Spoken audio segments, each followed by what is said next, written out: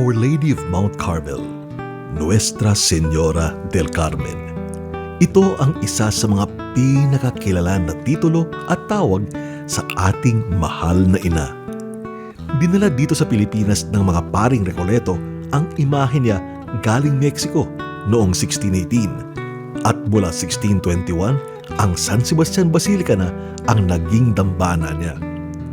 Sa mahigit 400 taon nang nakalilipas, dumami ang mga deboto ng Our Lady of Mount Carmel de San Sebastian. Lumaganap ang paniniwala sa kanyang pamamagitan. Kumalat din sa buong kapuluan ang pagsuot ng brown scapular at ang pag-asa sa mga pangako nito. Patuloy pa rin ang pandemya at sa harap ng palibagong banta nito sa ating kalusugan at hanap buhay, bumalik tayo sa ating mahal na ina at hingin muli ang kanyang tulong. Magkaisa po tayo sa isang novena na gaganapin sa pag-abang at paghahanda sa kapistahan ng Nuestra Señora del Carmen de San Sebastian. Ang novena ay masasabayan sa Facebook page ng Parokya ng San Sebastian at ng mga parokya, eskwelahan, communities at organizations na kasama sa Pamilyang Recoletos. Tuwing alas 5:30 ng hapon mula January 21 to 29. Samantala, ang misa naman sa araw ng kanyang kapistahan ay gaganapin 6 p.m. sa January 29. Ito'y pangungunahan ni Jose Cardinal Advincula, Archbishop of Manila.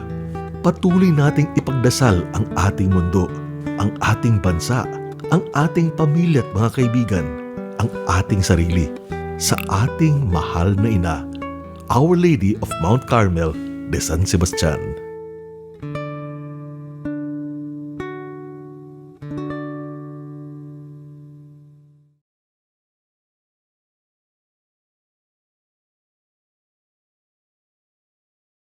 Pakidetalye po ang lakbay mula sa samahan ng Talangpas Sisters hanggang sa sila ay naging Agustinian Recollect Sisters na po. Tell us a bit about that journey, Mother Lucy. Napakahabang kasaysayan po yan. Kaya ang gagawin ko na lang po, gagawin ko ng tatlong hati. Una, tatawagin natin Charismatic Foundation. Ito po ay during the years 1725 to 1732. Pero although ang pagdating niya San Sebastian ay 1719. Bakit 1725? Dito po ang taon nagsimula silang nagdamit o dinamitan ng mantilatas. Ang ibig sabihin ay damit ng mga recollectors yan. And then sa period na ito, tinatawag din ito ng founding community. Bakit founding community? Sa mga sa mga karisma, charism kung tawagin ay founding community. Yun yung community na pioneering community. Buhay pa ang founders o foundresses or founders. Buhay pa. So, sa founding community, ito nasimula nag-end ng 1732. 1731, namatay si Mother Cecilia, yung bata na madre, kapatid. Na 1732, namatay si ate niya, si Mother Junicia.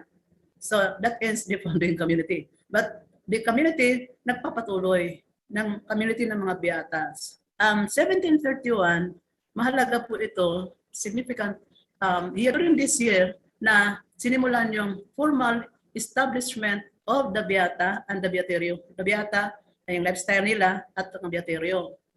Sapagkat sa taong ito, ibinigay ni Prior Provincial si Father Andres de San Fulgencio to guide upang subaybayan, gabayan, at tulungan na gumawa ng statutes, way of life nila.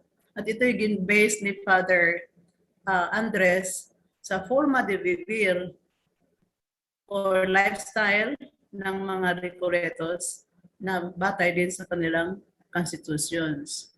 So, yun po. So, ibig sabihin pina-absorb ng mga pare yung buhay mismo ng buhay nila. Kaya we became one family. Under this period or this epoch, nagsimula ang informal teaching ministry of the Beatas. Okay. Still under this epoch, In the year 1907, this is American regime already, dito po nagsimula ang formal education ng mga biyata. Involvement of formal education. Nagsimula sila magturo in a school setting. Nagtatag sila ng unang AR school na pinangalanan nilang Colegio de Santa Rita de Manila. Later on, pinalitan nila ng St. Rita Academy. Tapos, nagiging sa kalaunan, nagiging St. Rita College until now. Now, that was the first school, pioneering school, established by the AR sisters. 1929, that is Epoch 2, o period o panahon ng pangalawang siglo, malaking grasya. Sapagkat si Archbishop Michael O'Doherty, Archbishop of Manila, issued a decree elevating the Beterio into a diocesan congregation. This time is canonical already ang katayuan ng ang Institute for the Beterio. Laging diocesan na. So diocese from the Recoletos supervisions and guidance, close supervisions and guidance, naging handle na sa diocese, sa obispo. Pero hindi pa rin kami nalutas doon sa Recoletos. Kasi ang kanilang concern and guidance and support continued. This is until now. Now, dahil ito isang congregation na, ito ay nagsimula, after that, nagsimula ng general chapter for the first time. What for? Para magkaroon ng general ang congregation, hindi na beaterio. So the first superior general elected after that general chapter was Sister Mother Presentacion. And then at the same time that parliamentary gathering also elected general councilors to assist in the government of the congregation, to assist the superior general. Ang pangatlong epoch ay itong 1970 na. To be exact, November 20, 1970. Ano nangyari? Anong meron ng mahalaga sa aming congregation?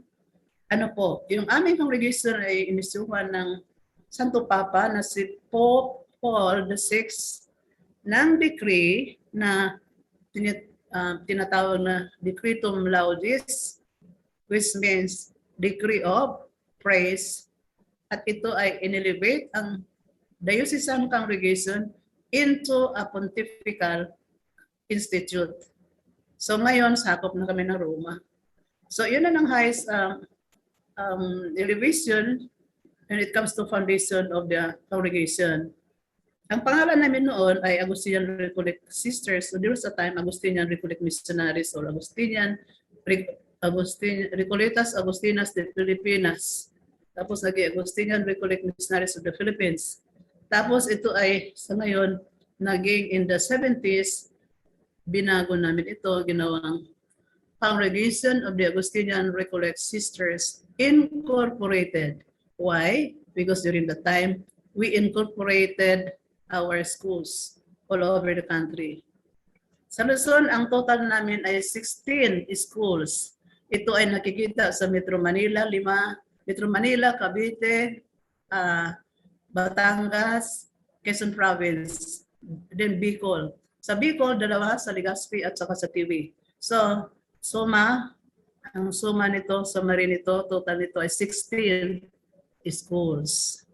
Sa Visayas po, nandiyan kami sa Bohol, Cebu, Bohol 3, Cebu 5, tapos Negros Oriental, Negros Occidental, Leyte, Samar. Ang total po ay 13 schools.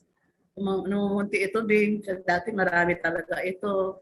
Tapos sa Mindanao, sa ngayon meron kami 2 Notre Dame schools na located sa South Cotabato, Banga and Lamba. So we call them Notre Dame o Banga, Notre Dame o Lamba. And then sa Palawan, meron kami 5 schools, 4 at saka 1 retreat house. Sa foreign missions namin, namunti lang din this time, sa California, 2. Sa Southern California, LA, 1. And then ang ministry nito ay Care for the Elderly. that's healing ministry. And then sa Northern California, in the Diocese of San Jose, school. Tuturo mga madre namin doon. Isa din. Sa Australia, 2 houses namin. Isa doon sa Predon, where the facility for the elderly is we administer. That is our apostolate. And then doon side also. Doon side at the moment is kind of moratorium sapagkat is pastoral work and then medyo kinapos ng manpower. And in Spain, Valladolid, isa. Mother, ano po ang apostolate ng mga AR sisters? The main apostolate is the education of the youth, Christian education of the youth. Main. Kasi hindi we not focus only in one ministry or in one apostolate. Wherever we are needed and wherever our personnel are capable and whenever we are qualified personnel, we do not hesitate. But this time, sorry to say that we really have to phase out some because wala na po kami, kulang na po kami. So babalikan ko sa pagtubing is Christian education for the youth, main apostolate. Yung aming gawain sa loob ng kumbento. Mahalaga po yun kasi ang sa labas ng kumbento ay parang implementation of what we are inside. Una, inside the convent, we are religious of communitarian spirit. Of course, based ito sa spirit of St. Augustine. Our focus really is give priority po to our community life. Buhay namin sa loob. Now, ano ang buhay sa loob? Yung concern and love for one another, that we give ourselves to one another, we give our resources, whether it's material resources, moral resources, or spiritual, sa amin muna. Yun ang first apostolate namin inside the convent.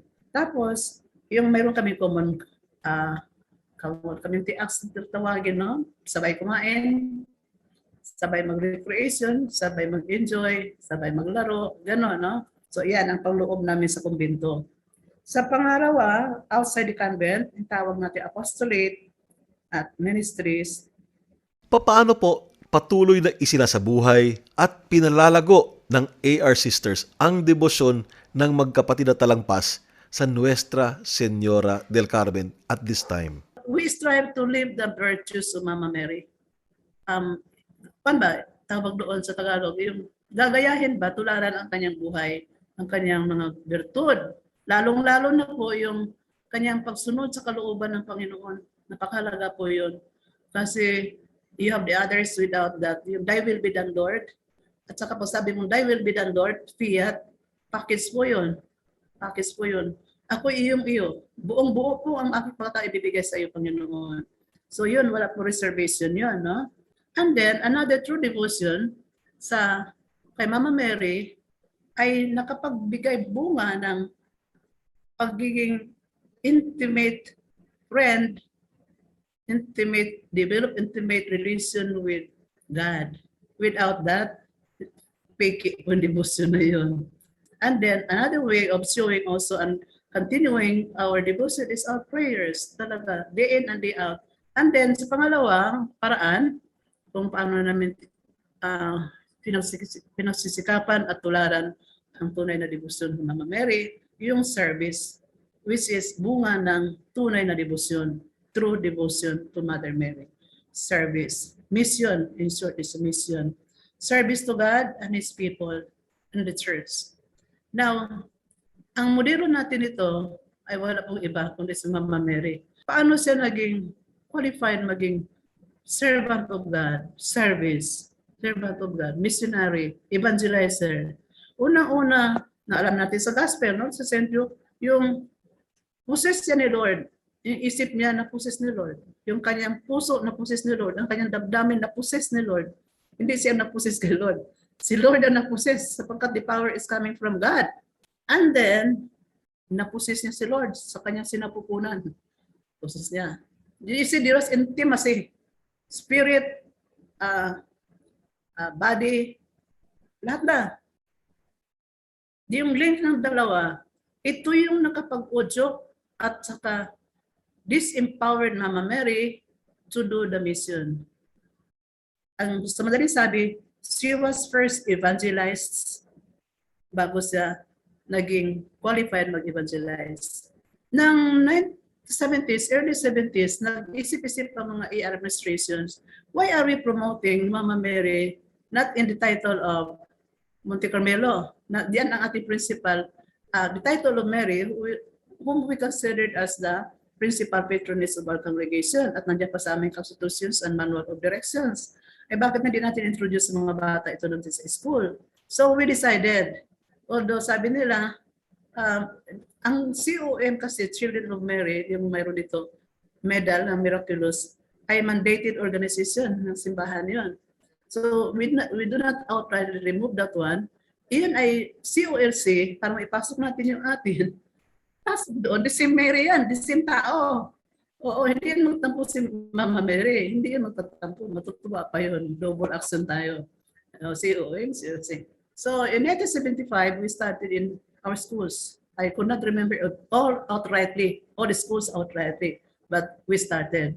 Na, ano mga activities? Surely, makikita natin sa sharing ng mga alumni na doon sila naging natutong magmahal at magdebosyon kay Mama Mary. Tapos, leading ko sa simbahan as choirs, mga lectors sa music ministry, etc. Commentators. And then sa schools, paghapon daw, bago kami uuwi, nagdadasal na kami rosary sa harap ng luto ng aming school. See? And then, ang bunga doon, yung devotion to these people, our students, members of the school community, and outside the school community, which are primarily the family, parents. And then, another bunga is more vocations.